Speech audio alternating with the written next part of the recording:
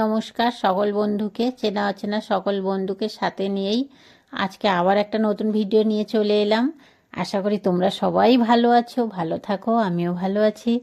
আজকে প্রথমেই শুরু করলাম পুজোর কিছু সরঞ্জাম দিয়ে। আমি কিভাবে পুজো করি দেখে নাও বন্ধুরা।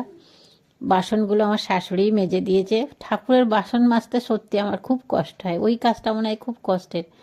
ফুলগুলো সাজিয়ে নিলাম,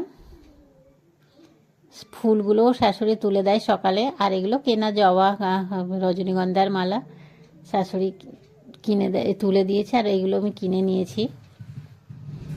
ঘরটাকে বসিয়ে নিলাম। এইবারে ভগবানের জন্য প্রসাদ তৈরি করছি। আমার ভিডিওটা যদি ভালো লাগে, তোমাদের আনন্দ দেয়, তোমাদের দেখতে ভালো লাগে, তাহলে প্লিজ আমার ভিডিওটা দেখো, ফলো করো, লাইক করো। এই ভগবানের কাছে দীপ জ্বালিয়ে দিলাম। এইবার ফুল দিয়ে ঈশ্বরের কাছে প্রার্থনা করার পালা। এর সাথে আমি একটা জন্মদিনের ভিডিও ছাড়লাম। দাদার ছেলের মানে ভাইপোর জন্মদিন ছিল, তাই ওর ঠাম্মা ওকে মিষ্টিমুখ করলো।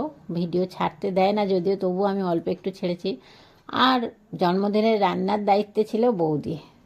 এই যে বৌদি সব রান্না করেছে, বাটার পনির, আলুর দম, ফ্রাইড রাইস, সবই নিরামিষ। কারণ কি আমার ছেলে নিরামিষ ছাড়া খায় না, যার জন্য সব অনুষ্ঠানে এখন নিরামিষ খাওয়া।